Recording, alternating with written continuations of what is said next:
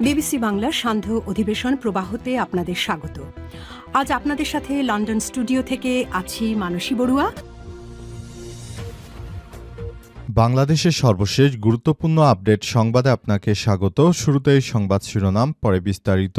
প্রথমেই জানাবো আমাদের হাতে থাকা সর্বশেষ গুরুত্বপূর্ণ সবথেকে তাজা আপডেট সংবাদ। পাবনা 1 এবং 2 আসনে নির্বাচন স্থগিত। সুপ্রিম কোর্টের আপিল বিভাগের আদেশে পাবনা 1 এবং 2 আসনে নির্বাচন স্থগিত করেছে নির্বাচন কমিশন ইসি। আজ এই তথ্য জানা গেছে।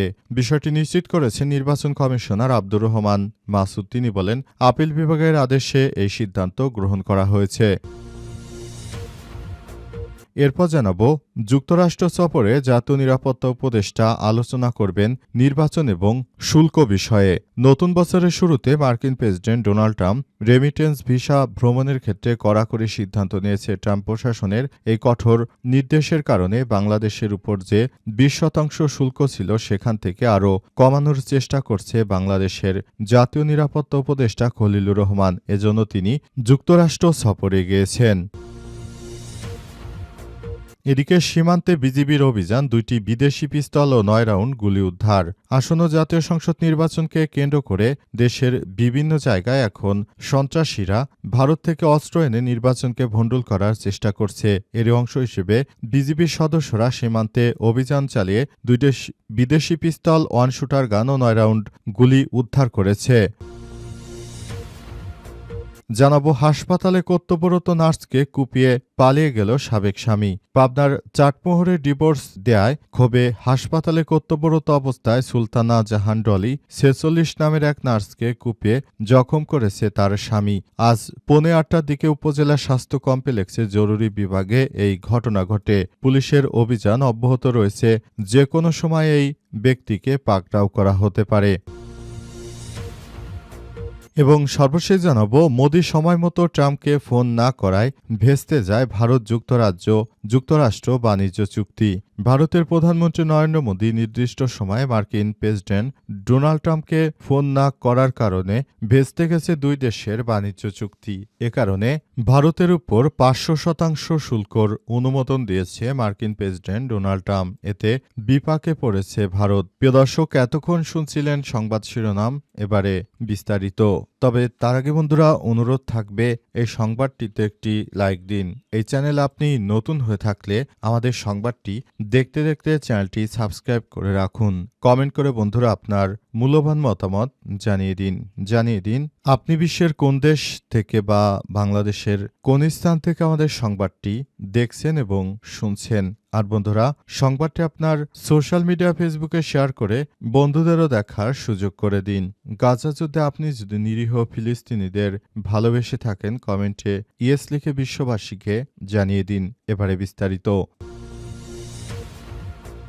পাবনা 1 এবং 2 আসনে নির্বাচন স্থগিত। সুপ্রিম কোর্টের আপিল বিভাগের আদেশে পাবনা 1 ও 2 আসনে নির্বাচন স্থগিত করেছে নির্বাচন কমিশন ইসি। শুক্রবার 9 জানুয়ারি এই তথ্য জানা গেছে। বিষয়টি নিশ্চিত করেছেন নির্বাচন কমিশনার আব্দুর রহমান মাসুদ। বলেছেন, এপ্রিল আপিল বিভাগের আদেশে সিদ্ধান্ত গ্রহণ করা হয়েছে। এর আগে গত 5 জানুয়ারি পাবনা 1 ও পাবনা 2 সংসদীয় আসনে আগের সীমানা পুনর্বহাল করে নির্বাচন কমিশন গত 24 ডিসেম্বরের সংশোধিত বিজ্ঞপ্তির অংশটুকু স্থগিত করে আপিল বিভাগ। হাইকোর্টের রায়ের বিরুদ্ধে নির্বাচন কমিশন ইসি এবং এক প্রার্থীর করা আবেদনের পরিপ্রেক্ষিতে এই সিদ্ধান্ত গ্রহণ করা হয়েছে।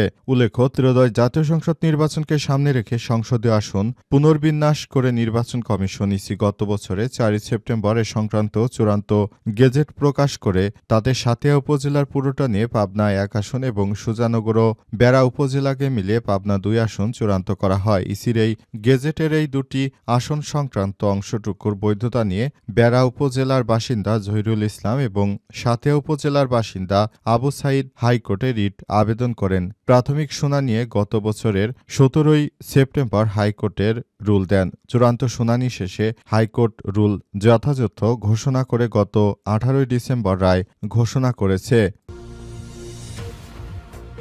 যুক্তরাষ্ট্রের সফরে জাতীয় নিরাপত্তা উপদেষ্টা আলোচনা করবেন নির্বাচন এবং বাণিজ্য প্রসঙ্গ।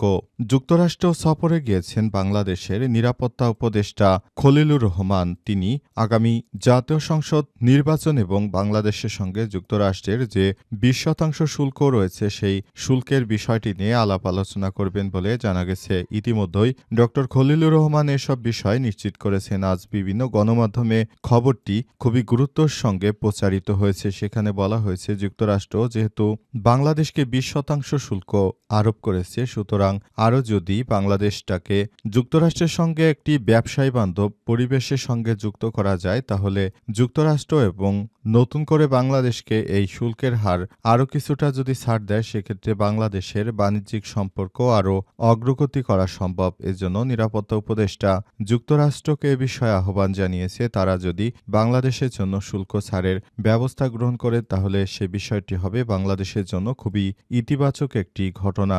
সেই প্রচেষ্টায় চালিয়ে যাচ্ছে উপদেষ্টা।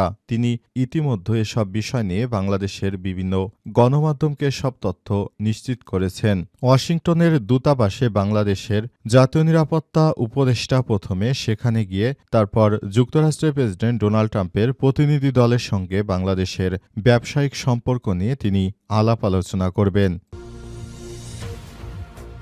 সীমান্তে বিজিবির অভিযান, 2টি বিদেশি পিস্তল ও 9 রাউন্ড গুলি উদ্ধার। আসন্ন জাতীয় সংসদ নির্বাচনকে কেন্দ্র করে সীমান্ত এলাকার নিরাপত্তা জোরদারের অংশ হিসেবে চাঁপাইনবাবগঞ্জের আজমতপুর সীমান্তে অভিযান চালিয়ে 2টি বিদেশি অন শুটার গান 9 রাউন্ড গুলি উদ্ধার করেছে border guard of Bangladesh BGB. আজ 59 বিজিবির ব্যাটালিয়নের পক্ষ থেকে জানানো হয়েছে, গোয়েন্দা তথ্যের ভিত্তিতে বৃহস্পতিবার 8 জানুয়ারি রাতে শিবগঞ্জ উপজেলার শাহবাজপুর ইউনিয়নের একটি আমবাগানে বিশেষ অভিযান চালানো হয়। অভিযানে 2টি বিদেশি অন শুটার গান এবং 9 রাউন্ড গুলি উদ্ধার করা হয়েছে। শুক্রবার 9 জানুয়ারি সকালে 59 বিজিবি ব্যাটালিয়ন সদরে আয়োজিত এক প্রেস কনফারেন্সে সব তথ্য নিশ্চিত করেছে ব্যাটালিয়নের অধিনায়ক লেফটেন্যান্ট কর্নেল গোলাম কিবরিয়া। তিনি আরও বলেছেন, উদ্ধারকৃত অস্ত্র এবং গোলাবারুদ অবৈধভাবে সীমান্ত দিয়ে দেশে প্রবেশ করে আইনশৃঙ্খলা বিঘ্নিত সন্ত্রাসী কর্মকাণ্ডে ব্যবহারের পরিকল্পনা ছিল বলে প্রাথমিকভাবে ধারণা করা হচ্ছে। তিনি আরও জানান, উদ্ধারকৃত অস্ত্র এবং গুলির বিষয়ে শিবগঞ্জ থানায় আইনগত ব্যবস্থা গ্রহণের কার্যক্রম চলমান রয়েছে। উল্লেখ্য, গত 6 মাসে 59 বিজিবির ব্যাটালিয়ন সীমান্তবর্তী এলাকায় ধারাবাহিক অভিযান চালিয়ে উল্লেখযোগ্য পরিমাণ অগ্রগতি করেছে বলে জানানো হয়েছে। হাসপাতালে কর্তব্যরত নার্সকে কুপিয়ে পালিয়ে গেল সাবেক স্বামী। পাবনার চাটমোহরে ডিভোর্স দেওয়ার ক্ষোভে হাসপাতালে কর্তব্যরত অবস্থায় সুলতানা জাহান ডলি 46 নামে এক নার্সকে কুপিয়ে জখম করেছেন সাবেক স্বামী। শুক্রবার 9 জানুয়ারি 8:15টার দিকে উপজেলা স্বাস্থ্য কমপ্লেক্সে জরুরি বিভাগে এই ঘটনা ঘটে। এই ঘটনার পর দ্রুত ঘটনাস্থল থেকে পালিয়ে যায় অভিযুক্ত সাবেক স্বামী আমিরুল ইসলাম। এদিকে গুরুতর আহত অবস্থায় উদ্ধার করে ডলিকে চিকিৎসা দিয়ে চাটমোহর হাসপাতালে ভর্তি রাখা হয়েছে। তার শারীরিক অবস্থা আশঙ্কাজনক বলে কর্তব্যরত চিকিৎসক জানিয়েছে। অভিযুক্ত আমিরুল ইসলাম উপজেলা পার্শ্বডাঙ্গা ইউনিয়নের মল্লিক বাইন গ্রামের নূর মোহাম্মদের পালিত ছেলে। সুলতানা জাহান ডলি ও প্রত্যক্ষদর্শীরা জানিয়েছে, প্রায় 3 বছর আগে প্রেমের সম্পর্কের মাধ্যমে আমিরুল ইসলামের সঙ্গে বিয়ে হয় সুলতানা জাহান ডলির। আমিরুল এবং ডলি খাতুনের প্রত্যেকেরই এটি দ্বিতীয় বিবাহ। বিয়ের পর থেকে দুইজনের মধ্যে নানা বিষয় নিয়ে মতবিরোধ দেখা যায় এবং প্রতিনিয়ত তাদের মধ্যে ঝগড়া লেগেই থাকত বলে প্রত্যক্ষদর্শীরা নিশ্চিত করেছে।